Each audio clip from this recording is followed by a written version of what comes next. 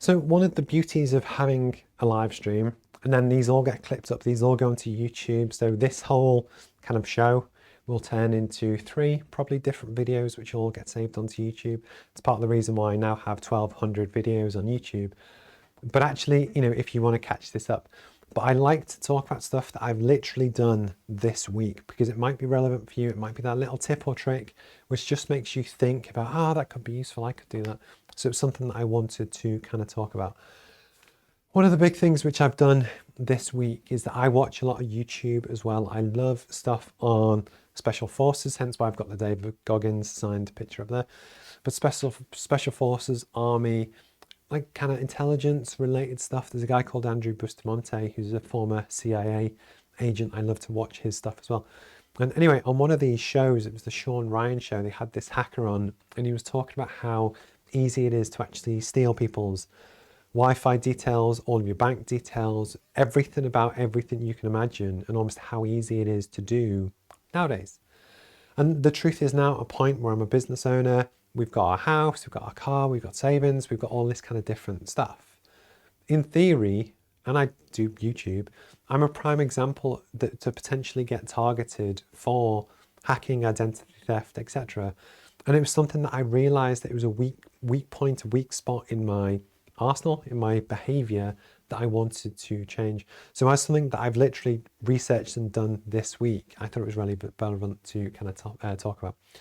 So one of the first tips and tricks to take control, and almost you can never be 100% safe from attack, but the whole point is just be harder than the next guy. And chances are when people do phishing attacks and that kind of thing, they're probably going to go for the more vulnerable people. But actually the truth is, I learned this week that although I have fairly secure passwords, although I have fairly secure passwords, I did reuse them. And when I actually signed up to my password manager, which I'm going to talk about in a second, it looked actually that I'd reused the same passwords quite a few times. And it was that risk of where if someone can get into one of your accounts, chances are they might be able to get into lots of them. And it's easier than you think to find people's Facebook or their email, and then from their email they can get into their Amazon and their eBay, maybe their bank account, etc. So it's really important to kind of take control of this and almost just minimize the risk if you can. So the first tip is a password manager.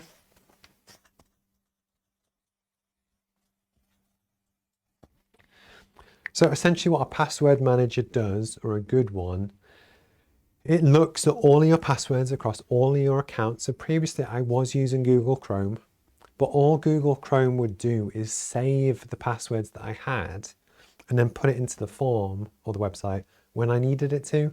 What it didn't do is tell me where the risks are, where the duplication is, are there any weak passwords, which might have been caught in a data leak and when, and all this kind of stuff. Azure Password Manager is a really encrypted way to do the same thing, but actually a good one also helps you refresh and update all of your passwords so they're all secure, but importantly, they're all different as well. So I did a Google search on best password managers 2023. The 2 top ones which came up, so the first one I tried was called 1Password. I believe Ryan Reynolds is an investor. It was reasonably priced. It had loads of really kind of great reviews. So I signed up, imported my passwords from Google Chrome, which is the way that you kind of suck them all in. But the one thing that I realized really early on is that of my 300 plus passwords, I would have had to go through and update them all individually. And I'm not being funny, that's a big kind of task. But also there was no help to do each one. It was almost that they would store the information. I might be wrong, but this was just my impression when I tried it, was that it was just a massive chore to do. Second on my list was one called NordPass, which is the one I did end up going with. Their premium service is for 2 years. It was £42 here in the UK, but I thought that was reasonable. But the beauty is it does all the same thing. You can import all your passwords. It's quite secure in terms of how you set up your master password so nobody can get into that and you get your backups and whatever. But actually it had a really good tool so that if I go onto my Amazon, rather than me just create a password generator, yes, you have websites which have password generators on them, but it's made it a seamless part of the same process. So on Wednesday, I went through and I started my biggest ticket items. So for instance, all my emails, my bank, my Amazon, my eBay, my LinkedIn, my Facebook, and a few of the others. And basically updated from what was probably a 8 to 10 character word, some uppercase, some lowercase, thing, which was repeated a little bit. So now almost every single one of my passwords is 60 characters long, just random junk in some ways. But what that does, it just removes the repetition of someone being able to get into one account and then being able to get into all of them. But actually, I now feel so much more secure. So actually, NordPass was really good for that. The one weakness that it currently has, which is thinking out loud, is that you still need a master password to get into your NordPass account. And that almost then from there sends out to the other stuff. There's still a risk that someone could get into that. But what you can get, and I'm about to order one off Amazon, it's called a YubiKey, and there are others. And basically it's a physical device which you plug into your machine or you tap on your phone with an NFC chip. But you need that physical tool to unlock the master vault where all your passwords are saved. So even if someone in Thailand or somewhere did get my password, they still can't get all my stuff. So that's something that I'm still going through, and I'm just going to double check different things. But the point is, you want to update your passwords every so often. Make them non-obvious, so you don't want your wife's name and the password or password 123 or whichever. But actually that's really important to do. The second one is multi-factor authentication.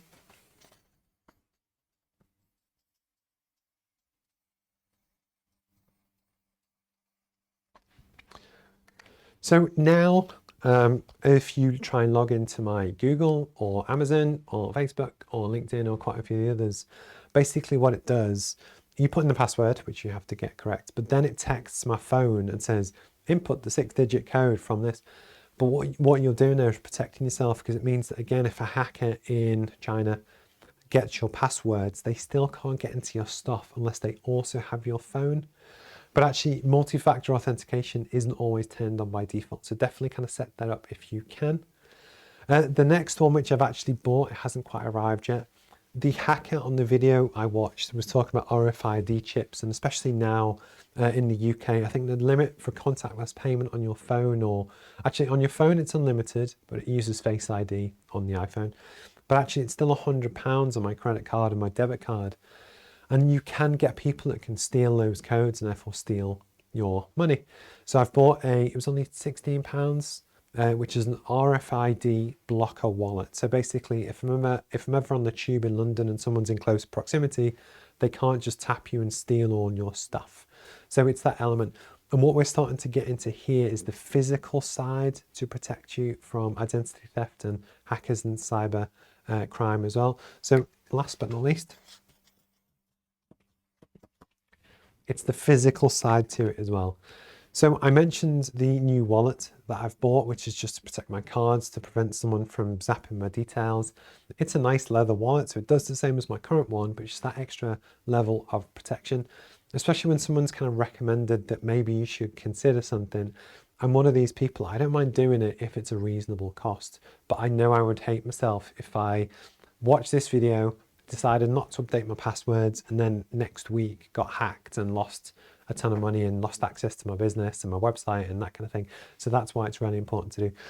But the other thing that I was a little bit lax on as well is that I have an office here, which I'm in now, and also at home, and you get sent physical correspondence. So you get letters, you get bank statements, you get bills, you get Amazon deliveries, whichever, and often on them they have sensitive material. So they have your name and address, but also if it's a bank statement, they've got all your bank details.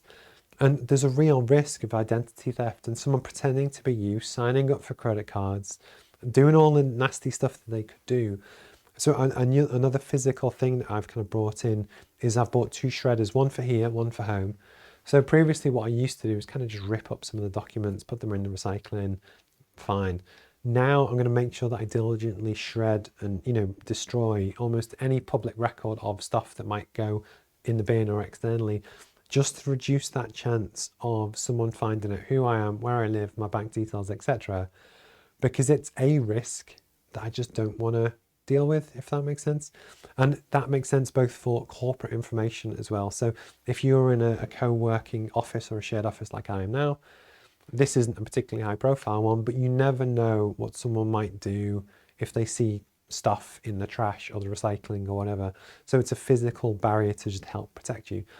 And last but not least is something that I've wanted to do for a while, is almost to get a fireproof safe for home to both protect the master keys for all my online stuff, but likewise I have 30 years worth of photos, I've got my passports, I've got my birth certificate, etc. That it's also the risk of fire and damage and stuff as well.